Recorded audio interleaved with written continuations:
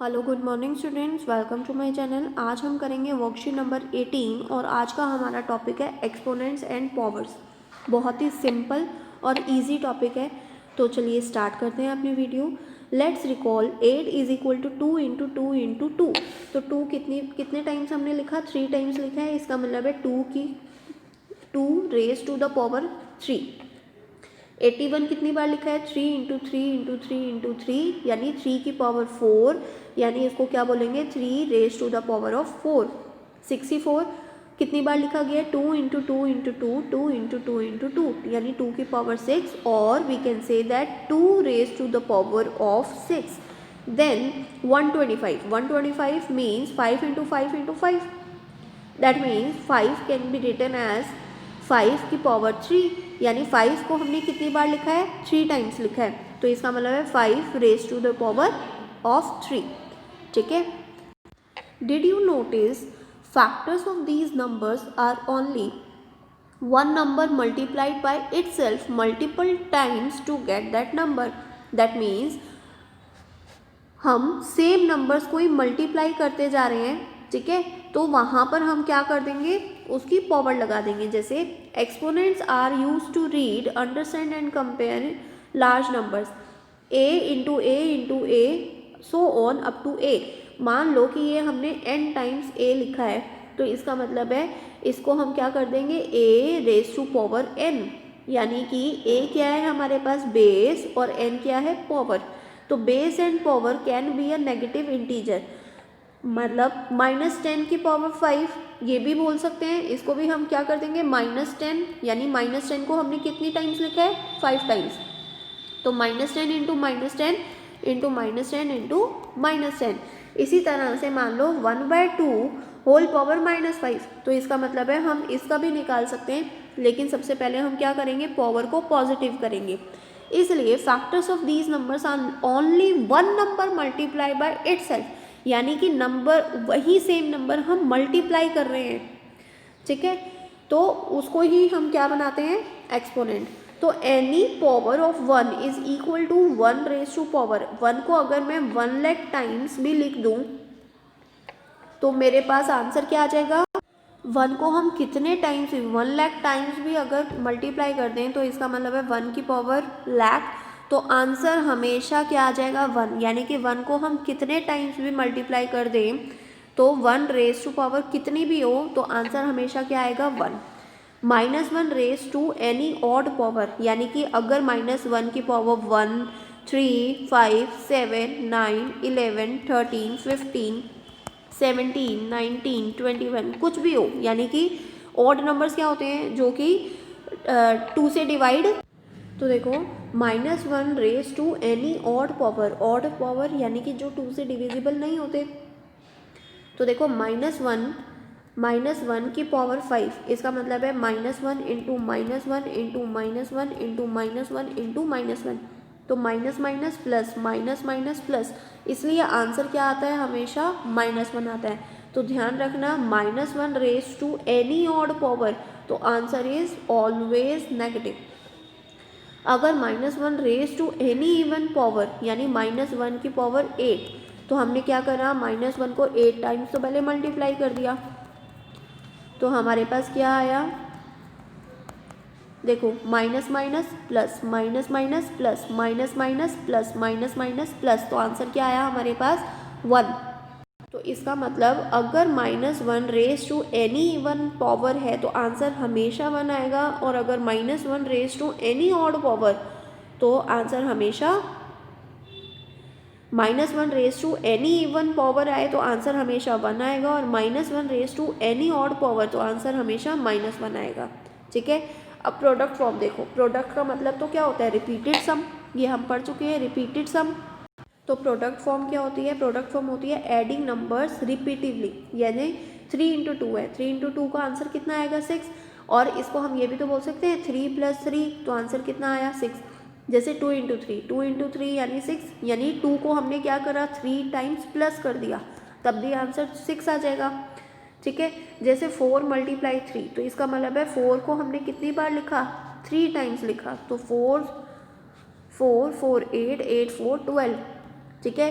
तो प्रोडक्ट का मतलब होता है रिपीटेड सम, और एक्सपोनेंट फॉर्म का क्या मतलब होता है, मल्टीप्लाइंग नंबर्स रिपीटिवली, जैसे 3 की पावर 2, तो इसका मतलब है 3 कैन बी रिटन एज ट्वाइसली, यानी कि 3 मल्टीप्लाई 3, आंसर कितना आया 9। 2 की पावर 3, यानी कि 2 को हमने कितनी बार मल्टीप्लाई करा है, 3 टाइम्स, यानी 2 इंटू 2 इंटू 2, यानी आंसर कितना आ गया 8। अब इसी के लिए एक एक्टिविटी दे रखी है, लेट्स डू।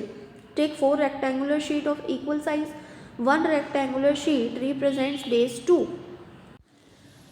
तो देखो 1 रेक्टेंगुलर शीट रिप्रेजेंट्स बेस 2, तो 1 रेक्टेंगुलर शीट उसका बेस कितना दे रखा है 2। Number of times the sheet is folded represent it's power. मान लो हमने एक भी फोल्ड नहीं करा तो हमारे पास एज यूजुअल रेक्टेंगल आ गया, यानी 1 एक रेक्टेंगल आ गया।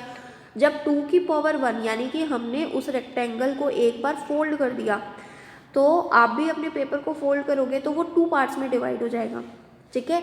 तो आंसर कितना आया 2, यानी 1 फोल्ड पे आंसर कितना आया 2।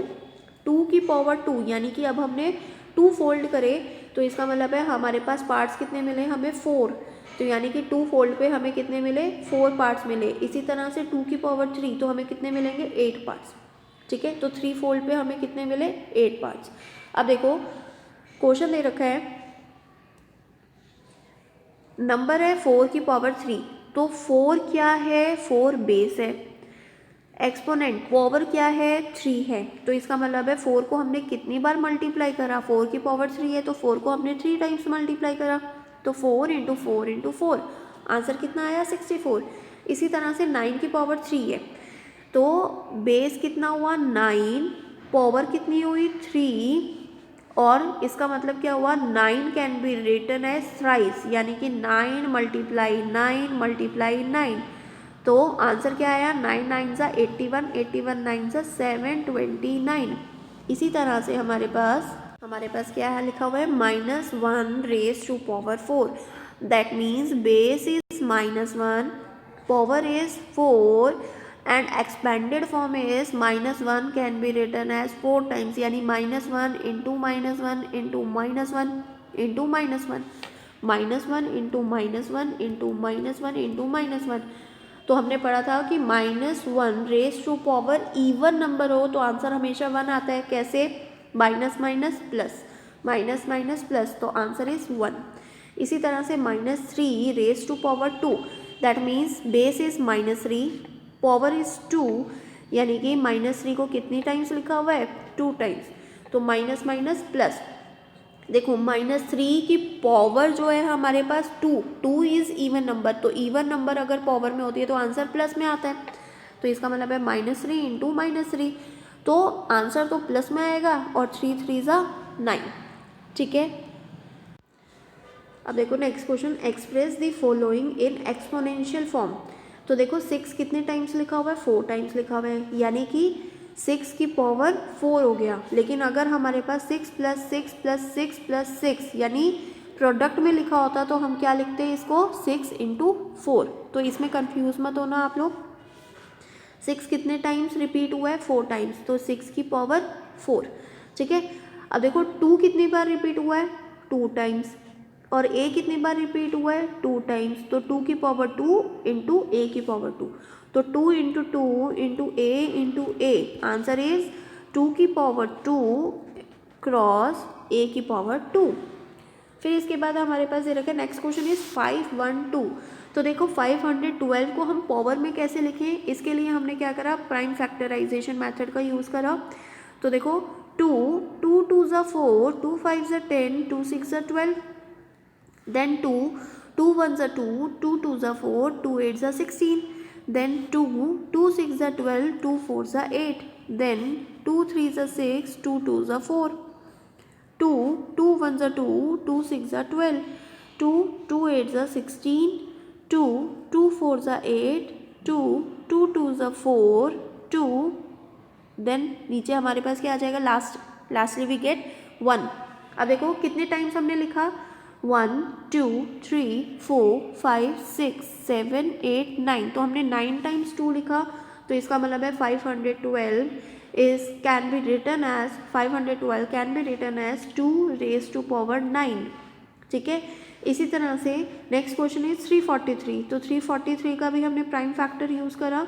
तो देखो 7 7 4 ज़ा 28, 34 minus 28 is 6. Then we get 63. Then 7 9s are 63. 7 7 7s are 49. 7 1. That means 343 can be written as 7 into 7 into 7. That means 7 raised to power 3. ठीक है, 7 raised to power 3. Next question, identify the greater number. Next question is identify the greater number wherever possible in each of the following. 4 raised to power 3. 4 raised to power 3 can be written as 4 multiply 4 multiply 4. That means 64. Then 3 raised to power 4 means 3 into 3 into 3 into 3. That means 81. तो which is bigger, which is greater? 81. यानी कि 3 की power 4 is greater number. Next question देखो, 5 raised to power 3. That means 5 can be written as 5 into 5 into 5. That means 125. 3 raised to 5 यानी 3 can be written as 5 times 3 into 3 into 3 into 3 into 3. That means 243. तो which is bigger? 3 raised to power 5. तो 3 raised to power 5 is greater number.